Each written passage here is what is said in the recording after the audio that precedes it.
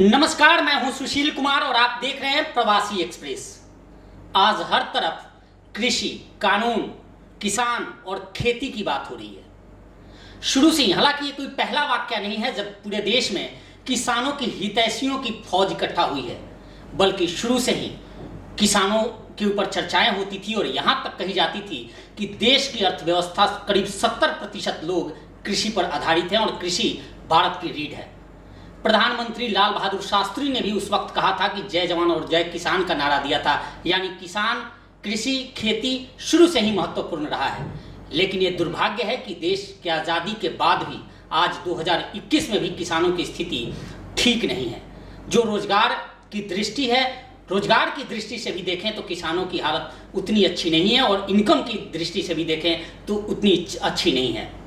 आखिर वजह क्या है कि लोग किसानी छोड़ रहे हैं, शहरों की तरफ पलायन कर रहे हैं। जो देश गांव में बसता था वो आज शहरों में आ गया, कृषि को छोड़ दिया।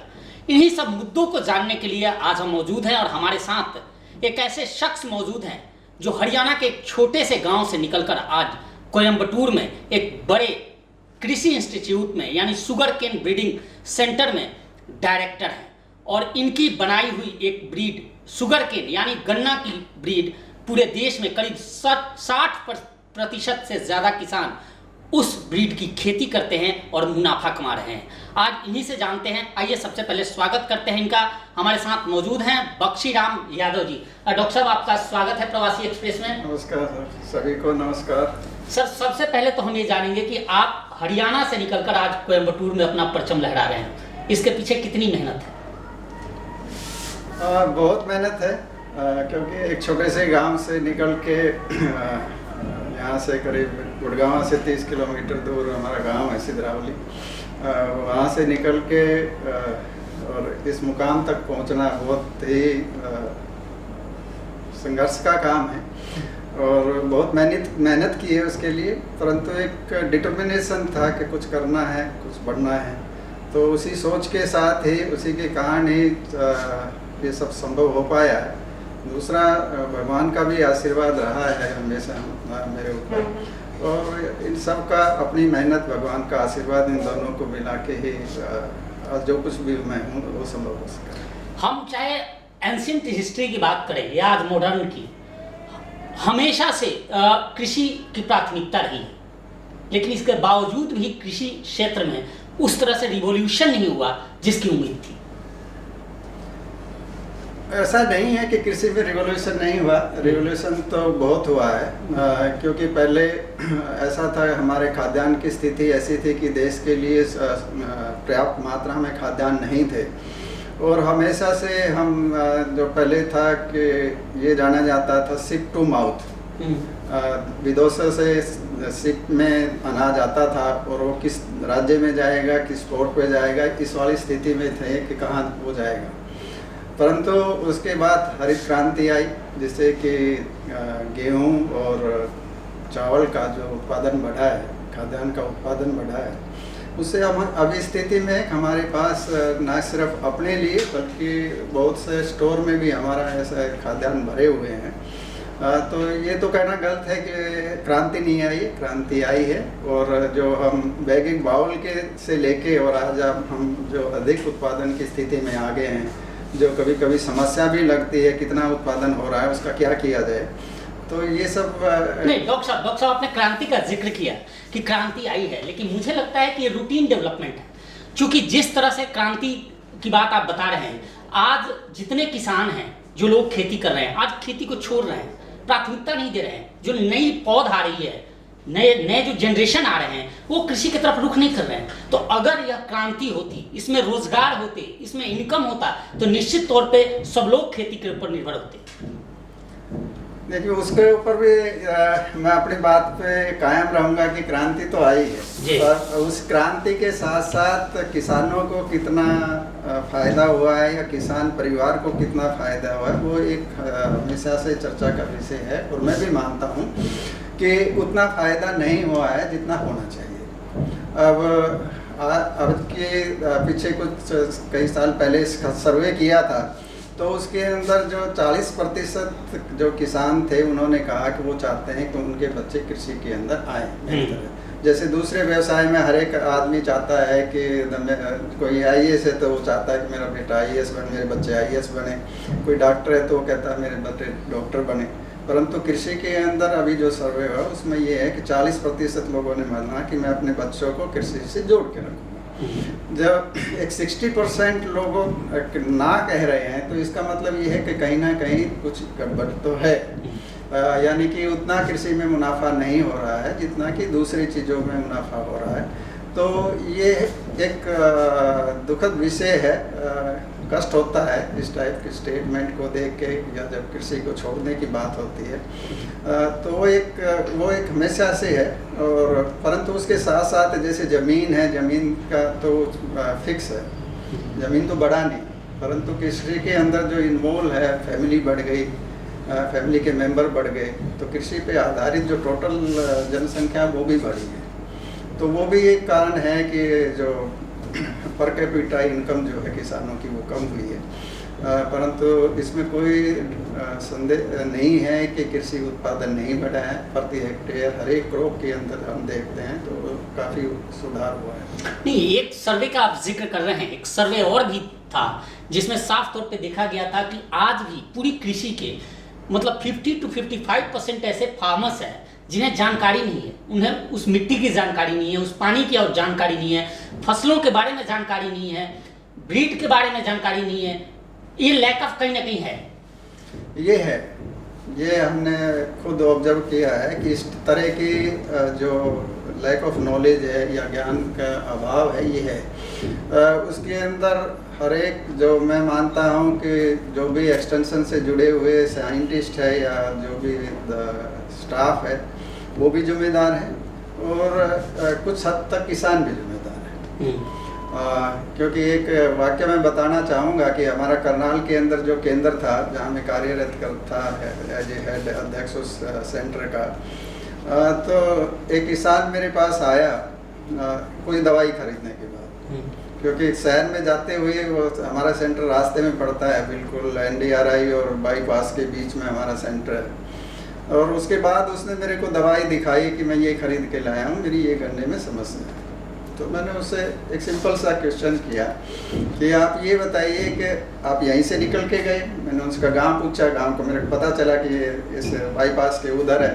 तो मैंने कहा जब आप जा रहे थे मार्केट में दवाई खरीदने तो हमारा सेंटर रास्ते में पड़ा था, तो आप जाते हुए मेरे से मिल लेते तो आपका ये नुकसान नहीं होता। आप गए मार्केट में, दवा खरीद के लाए, उसके बाद मेरे को दिखाने आ रहे हैं। तो इस तरीके का भी काम होता है। तो यदि दोनों चीज़ें ही रिस्पॉन्सिबल मैं मानता हूँ, किसान भी है और जो एक्सटेंशन से जुड़े हुए लोग हैं वो भी है। अपना काम सही ढंग से नहीं हो पा रहा है, कुछ हद तक नहीं हो पा रहा है। ये बिल्कुल सही है कि जो भी ज्ञान जो बट रहा है नई टेक्नोलॉजी के ऊपर जो चल रहा है वो कुछ एक किसानों तक सीमित रह जाता है। खासकर ऐसे किसान जो छोटे किसान हैं, जो अपने खेत में काम करते हैं, खुद मजदूरी करते हैं, खेत में काम करते हैं, वो बेचारे सभी अपनी खेती में ही लगे रहते हैं। उनको मौका ही नहीं मिलता है कि अपने गांव से बाहर निकलकर किसी गोष्ठी में जाए या किसी किसान मेला में जाए या किसी संस्थान में जाए कि कुछ ज्ञान अर्जित कर सके। एक पिछड़ेपन, किसानों के पिछड़ेपन के पीछे यह भी देखा गया है कि अधिकांशतः भारत के जो राज्य हैं, पंजाब हरियाणा के और पश्चिमी उत्तर प्रदेश को छोड़ दें या कुछ ऐसे राज्यों के कुछ शहरी हिस्सों को छोड़ दें, तो ग्रामीण इलाकों में आज भी किसानी है, जो खेती है, वो मौसम के ऊपर आधारित है। और यही वजह है कि उन्हें सबसे ज़्यादा नुकसान होता है और वे लोग छोड़ रहे हैं खेती करना।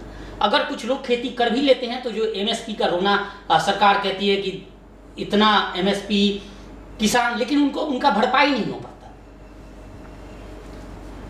देखिए, जहाँ तक एमएसपी की बात है तो एमएसपी जो है गवर्नमेंट तय करती है, किसान तय नहीं करता है। जो भी एमएसपी का रेट फिक्स करने के लिए जो भी डाटा है वो रिसर्च इंस्टीट्यूट से या गवर्नमेंट के डिपार्टमेंट से आता है और उसके बाद ही जो तय फार्मूला है उसके हिसाब से सरकार एमएसपी तय करती है।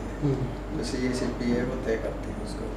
तो उसके बाद भी बहुत सी खबरें ऐसी आती रहती है कि हर एक राज्यों में हर एक किसान को एमएसपी, हर एक क्रॉप के लिए, हर एक फसल के लिए वो एमएसपी नहीं मिल पाती। तो जो काम गवर्नमेंट फिक्स कर रही है, रेट जो है वो गवर्नमेंट फिक्स कर रही है, गवर्नमेंट के हिसाब से ही जो डाटा की बेस पे आधारित है। कोई ऐसा नहीं है कि बगैर किसी बेस के गवर्नमेंट फिक्स करती हो। प्रॉपर उसका हर एक चीज़ का, हर एक कॉस्ट कंपोनेंट का एक रेट तय है जो कि सभी इंस्टीट्यूट से लिया जाता है, और उसके बाद जो रेट होता है उसको किसान का, वो मेरे हिसाब से वो एक हक बनता है और उसको मिलना चाहिए। डॉक्टर साहब, चूंकि आपने पूरा जीवन दे दिया कृषि को, एक सवाल मेरे जहन में है और मुझे लग रहा है कि जो लोग भी देख रहे होंगे प्रोग्राम, उनके जहन में भी ये सवाल होगा कि आखिर इस दौर में मुनाफा की खेती कैसे करें, आखिर किसान कैसे खेती करे जिससे उसे मुनाफा हो सके। देखिए कि जो ये किसान को भी सोचना पड़ेगा कि जो वो उत्पादन कर रहे हैं उसका मार्केट की क्या स्थिति है। क्योंकि जितना धान और गेहूं का उत्पादन, यदि उत्तरी भारत में आपने जैसे 3 राज्यों का नाम लिया, हरियाणा, पंजाब और वेस्टर्न यूपी का नाम आपने लिया, तो इसके अंदर धान और खेती का बहुत ज़्यादा उत्पादन होता है, जो कि आवश्यकता, हाँ, धान और गेहूं का बहुत ज़्यादा उत्पादन होता है जो आवश्यकता से कहीं ज़्यादा है। अब उसी के कारण क्योंकि कुछ सरकार हैं जो एमएसपी देती है, तो इसीलिए उसका एरिया कम नहीं हो पा रहा है। तो अब उसका रीज़न क्या है कि मार्केटिंग का जो है वो श्योरिटी है कि उसका बिक जाएगा इस रेट में। जैसे गन्ने का फॉर एग्जांपल, एक अच्छा एग्जांपल मैं देता हूँ गन्ने का रेट गवर्नमेंट तय करती है, चीनी मिल वाले उसको देते हैं, और ये अलग बात है कि चीनी मिल वाले उसको 1 साल में दे, 15 दिन में दे, या 1 साल में दे, या 1.5 साल में दे, परंतु उसको पता है कि मेरे को इस रेट के ऊपर मेरा गन्ना बिकेगा, वो कम नहीं होता है, उसका रेट उसा मिलेगा। एक टाइम पीरियड है उसका पेमेंट का, जो कि गन्ने की स्थिति या जो इकोनॉमिक्स कंडीशन है शुगर फैक्ट्री की, उसके ऊपर आधार है कि वो आधारित है कि कितने दिन में उसको पेमेंट मिलती है, परंतु जब भी उसको पेमेंट मिलेगी वो उस रेट की मिलेगी उसको। तो इसीलिए जो गन्ने का क्षेत्रफल है वो आमतौर पे कम ज़्यादा नहीं होता, ज़्यादा फ्लक्चुएशन उसमें नहीं आती है, जो किसान गन्ने से जुड़े रहते हैं। अब हम कह तो देते हैं कि आप डाइवर्सिफिकेशन कीजिए, गेहूं और गन्ने को छोड़ के कुछ और लगाइए, परंतु क्या उसके लिए कभी कोशिश की गई कि उसका मार्केटिंग किसानों को उपलब्ध किया जाए? क्या जो उस पर मुनाफा उसको किसान को जो गेहूं और धान के अंदर जो मुनाफा हो रहा है उसके बराबर जो नई फसल हम दे रहे हैं, क्या उससे उतना, कम से कम उतना मुनाफा हो रहा है या नहीं हो रहा है? तो ये कुछ एक इश्यू है जिसको यदि देख लिया जाए, सेट कर दिया जाए, तो डाइवर्सिफिकेशन की आवश्यकता है। तो इसमें किसानों को भी आप क्या सलाह देंगे कि वे लोग जो किसान हैं वे लोग भी इस तरह की जानकारी हासिल करें और जब अपनी खेती करने जा रहे हैं तो जो परंपरागत खेती है उसको छोड़कर मॉडर्निटी की तरफ बढ़ें? बिल्कुल बिल्कुल, किसानों को बदलाव आवश्यकता है, खास करके ऐसे किसान जो संपन्न किसान हैं, बड़े किसान हैं, उनको वो आसानी से इस काम को कर सकते हैं। हर एक पूरे सभी किसान को, छोटे या मध्यम वर्ग के जो किसान हैं, जिसको स्मॉल या मार्जिनल फार्मिंग बोलते हैं, उस टाइप के किसानों को छोड़ के जो अच्छे किसान हैं वो इसके ऊपर अच्छा काम कर सकते हैं। मान लीजिए अभी आप हरियाणा यहाँ हैं, दिल्ली के अंदर है या गुड़गांव में, गेहूं आता है मध्य प्रदेश से, और उसका रेट कितना ज़्यादा है। तो ऐसे जो संपन्न किसान है वो अपना एक पार्ट ऑर्गेनिक खेती में कन्वर्ट कर सकते हैं, जो उसको मार्केट में भविष्य ऑर्गेनिक खेती का अच्छा है। ऑर्गेनिक खेती का नहीं, मार्केटिंग का बता रहा हूं। मार्केटिंग की बात है, उसको मुनाफा कैसे ज़्यादा मिलेगा। तो शुरू में उसको जैसे ऑर्गेनिक खेती की तरफ जाते हैं तो केमिकल फर्टिलाइजर यूज नहीं कर सकते, परंतु पहले भी नहीं होते थे, केमिकल तो पहले भी यूज नहीं होते थे शुरू में, परंतु खेती तो तब भी होती थी।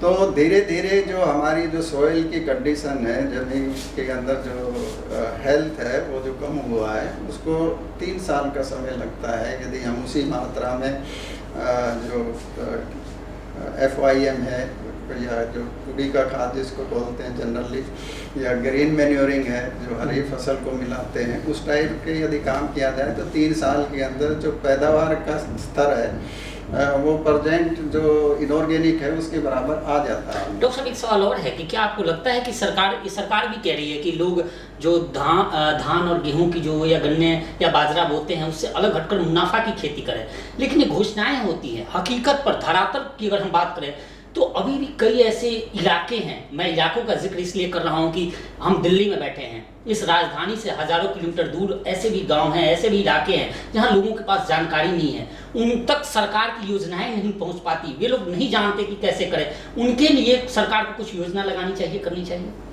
देखिए, ऐसा नहीं है कि सरकारी तंत्र में काम नहीं हो रहा है, मतलब जो इंफ्रास्ट्रक्चर है वो नहीं है। हर एक डिस्ट्रिक्ट के अंदर जो है एक KVK कृषि विज्ञान केंद्र या कृषि ज्ञान केंद्र जो है वो है। मेरे हिसाब से 700 से ज़्यादा कृषि विज्ञान केंद्र जो है पूरे भारतवर्ष में काम कर रहे हैं। तो एक डिस्ट्रिक्ट लेवल पे तो जिसको भी आवश्यकता पड़ती है या जो ज़रूरी समझता है वो वहाँ जाके वहाँ से जो भी ज्ञान है उसको हासिल कर सकता है। आजकल कृषि विज्ञान केंद्र बीज उत्पादन में भी काम कर रहे हैं, तो नई प्रजातियों का नया बीज भी वो वहाँ से प्राप्त कर सकते हैं। तो एक इंफ्रास्ट्रक्चर है, परंतु उस इंफ्रास्ट्रक्चर का उतना फायदा नहीं हो पा रहा है। आप दूर दराज के तो छोड़ दीजिए, बल्कि जो अच्छे हैं हरियाणा पंजाब में भी जो कृषि विज्ञान केंद्र है, यदि उनके आप जाके पूछे उनसे कि कितनी संख्या में किसान आए हैं, तो आपको मतलब अच्छा फील नहीं करेंगे। इस टाइप का नंबर आपको फिगर उसमें मिलेगी। कारण क्या है? अब इस कारण को क्योंकि आप हेट कर रहे हैं, आप हेट कर रहे हैं, तो आप तो कारण वो दोनों तरफ से हो सकता है। या तो ये है कि किसान को आवश्यकता नहीं है, तो दूसरा आ रहा है, वहाँ भी आ रहा हूँ। क्या उसको किसान को ये लगता है कि उसको जो वहाँ विशेषज्ञ बैठा है उसको देने के लिए, किसान के देने के लिए कुछ है नहीं। तो दोनों चीज़ हो सकती है। मैं गलती मतलब दोनों पक्ष के लिए रखूँगा कि हो सकता है कि जो एक्सपर्ट बैठे हैं वो किसान को दे नहीं पा रहे हैं। यदि आप दे पा रहे हैं तो आपके पास आएंगे, और किसान को ये पता चले कि मेरे को वहाँ जाने से कुछ बेनिफिट होगा, तो सर्टनली वहाँ जाएगा, वहाँ से लाएगा। आप देखिए, हरियाणा एग्रीकल्चर यूनिवर्सिटी या पंजाब एग्रीकल्चर यूनिवर्सिटी या कोई भी यूनिवर्सिटी है, वो किसान मेला लगाते हैं जिसके अंदर की बीज का सेल होती है, नहीं जितनी भी फसलों का है। तो आप किसी भी मेले के अंदर जाके देख लीजिए, वहाँ आपको 100 मीटर या 200 मीटर या उससे भी ज़्यादा लंबी लाइन सीड काउंटर के ऊपर मिलेगी। इसका मतलब ये है कि किसान जागरूक है, उसको पता है कि मैं यहाँ से बीज लूँगा तो मेरा उत्पादन बढ़ेगा।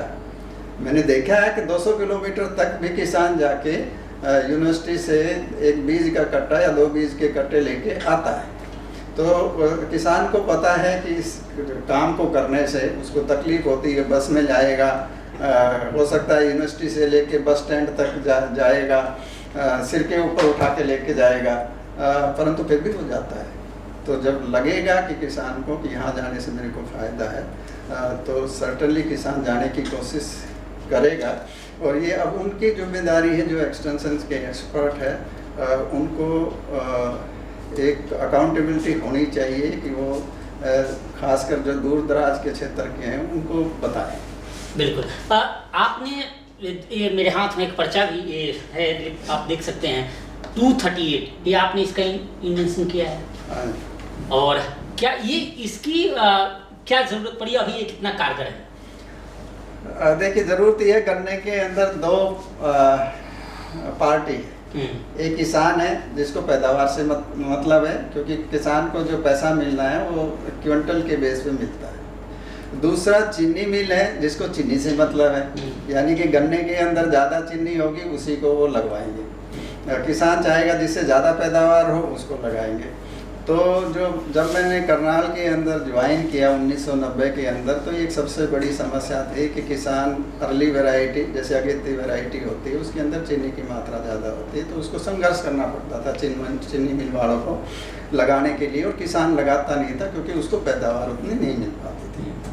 तो क्योंकि मैं एक फार्मिंग फैमिली से हूँ, तो मेरे को पता है कि किसान की क्या क्या रिक्वायरमेंट होती है, किस टाइप की सोच है, वो भी मेरे को आइडिया है।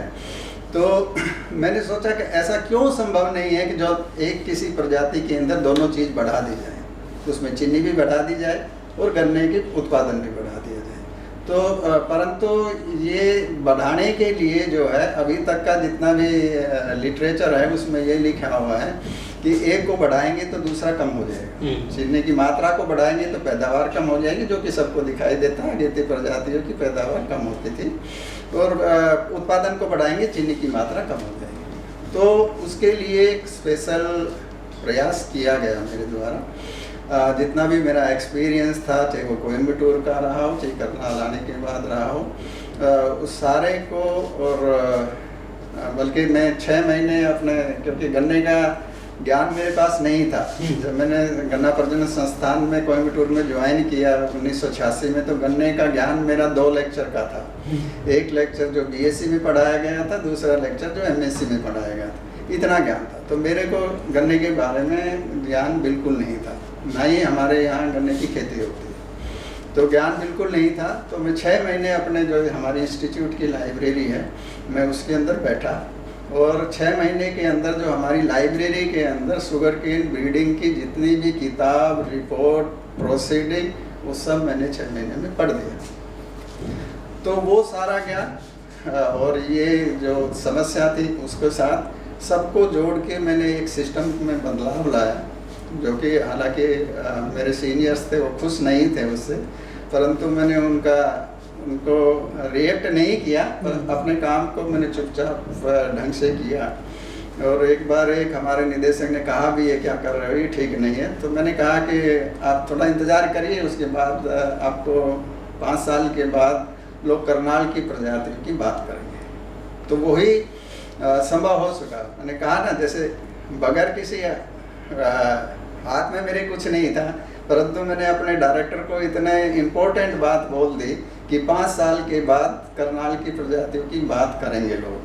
तो ये कह लीजिए कि माता सरस्वती उस टाइम मेरी जीवा पे विराजमान थी। तो तब ये एक ऐसी प्रजाति निकाली है जिसका कि 2009 के अंदर ये रिलीज हुई है हरियाणा, पंजाब, उत्तराखंड, वेस्टर्न यूपी और सेंट्रल यूपी के लिए।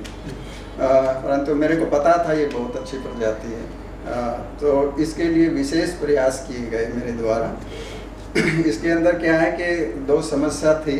समस्या मतलब एक तो समस्या मैं कह सकता हूँ पढ़ा लिखा होने के कारण, दूसरी को मैं समस्या नहीं कहूँगा।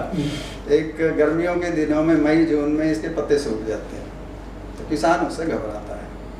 तो परंतु जब मेरे पास फ़ोन आने लगे किसानों के, तो मेरा नंबर बहुत प्रचलन में है किसानों के, पूरे बिहार तक, हरियाणा, पंजाब, यूपी, बिहार तक मेरा नंबर है। और कोयम्बटूर जाने के बाद भी वो नंबर मैंने किसानों के लिए ही अब भी रखा हुआ है। तो सुबह 6 बजे से लेकर रात के 10 बजे तक मेरे पास इस समस्या के बारे में फ़ोन आते थे। तो उसको स्टडी किया तो हमें पता चला कि जो ग्रोथ का पैटर्न है, पत्ते सूखने का जो पैटर्न है, उसको स्टडी करने के बाद पता चला कि एक ये बेनिफिशियल कैरेक्टर है, फ़ायदे का कैरेक्टर है इस प्रजाति का, ना कि नुकसान का। और जब हमने उसको बताया कि ये फ़ायदे का है, और किसान ने भी खुद उस चीज़ को ऑब्जर्व किया, क्योंकि एक स्टडी के आधार पे मैं कह रहा था, जो कुछ भी कह रहा था, तो किसान को भी पता चल गया कि जैसे ही बारिश आएगी पत्ता सूखना बंद हो जाएगा, पैदावार तो है ही है, उसमें कोई शक नहीं है। तो इतनी मेहनत की कि जब छुट्टी वाले दिन, जैसे संडे हो या कोई भी दूसरी छुट्टी हो, तो मैं हमेशा किसी न किसी शुगर फैक्ट्री में 2007 से लेकर 12-13 तक ऐसे यही मेरा रूटीन था। सुबह में 5 बजे जाता था, रात को 11 बजे वापस आता था, क्योंकि वही टाइम मेरे को बाहर निकलने के लिए मिलता था। तो तब जाके ये एक सफल हो सकी। उसके अलावा जैसे अभी ये ईस्टर्न यूपी, बिहार में भी है ये प्रजाति, तो उसके लिए जो इंडियन शुगर मिल्स एसोसिएशन है, प्राइवेट शुगर फैक्ट्री की जो एसोसिएशन है, उन लोगों ने ट्रायल कंडक्ट किए। हरियाणा की एक फैक्ट्री थी, यूपी और बिहार में। उसके कारण, क्योंकि हमारा जोन है, कार्य क्षेत्र जो जोन है, Haryana, Punjab, UP, western UP और सेंट्रल यूपी तक है, उत्तराखंड। ईस्टर्न यूपी हमारे जोन में नहीं आता, बिहार हमारे जोन में नहीं आता है। परंतु उस जो ट्रायल इस्मा ने कंडक्ट की, उसके कारण ईस्टर्न यूपी और बिहार के लोगों को भी इसका फायदा हुआ है। तो अभी कितने % लोग इसकी खेती करते हैं? अभी ये 5 राज्यों की जो मैं बात कर रहा हूँ, हरियाणा, पंजाब, उत्तराखंड, यूपी, बिहार के अंदर 84.2% की जो खेती है गन्ने की, वो इसे 84 84.2% इस अकेली प्रजाति की खेती होती है। और जब से ये प्रजाति आई है, इन 5 राज्यों की जो औसत उपज है वो 19.7 टन प्रति हेक्टेयर बढ़ गई है।